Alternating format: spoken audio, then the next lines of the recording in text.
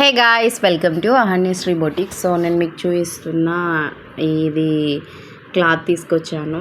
ఇదేమో blouse piece అంటే నేను క్లాత్ తెచ్చా 2.5 అట్లా తీసుకొచ్చా. 1/2 మీటర్ ఇటు పెట్టేసి ఇంకో 1/2 మీటర్ ఏమో నేను లెహంగా స్టిచ్చింగ్ చేశాను. సో ఈ 1/2 మీటరు అండ్ ఈ లైనింగ్ 1/2 మీటర్ పక్కకు పెట్టేస్తే ఇప్పుడు నాకు వచ్చిన ఒక పెద్ద పెంట.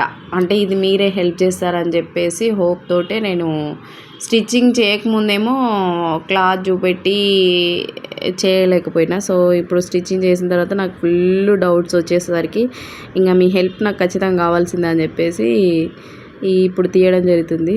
ఈ లంగాకి పైన బ్లౌజు ఇది స్టిచ్చింగ్ చేయాలా లేకుంటే నా దగ్గర ఇంకొకటి కూడా ఉంది.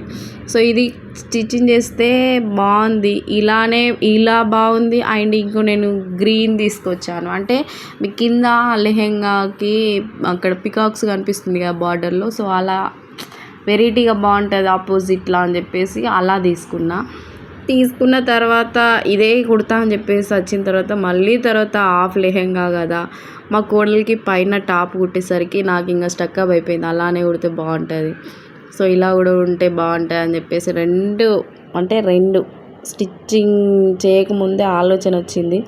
ఈ పైన బార్డర్ వేసి టాప్ కుట్టానా లేదంటే ఇలా కుట్టానా నాకేం అర్థం కాక మైండ్ మొత్తం దొబ్బుతుంది.